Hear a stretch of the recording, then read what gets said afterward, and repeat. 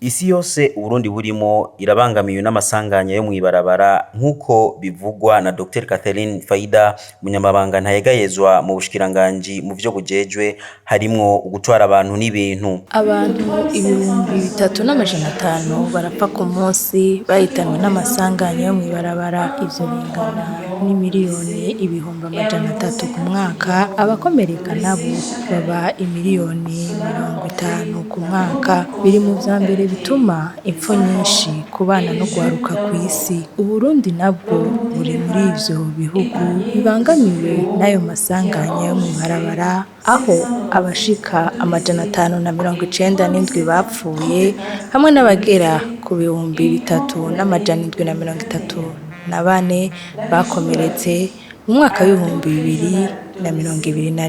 Dr Faida Catherine yamenyesheje ko leta y'u Burundi yarakoze utwigoro rutandukanye mu ntumbero yo kugabanya umuvuduko w'ayo masanganya.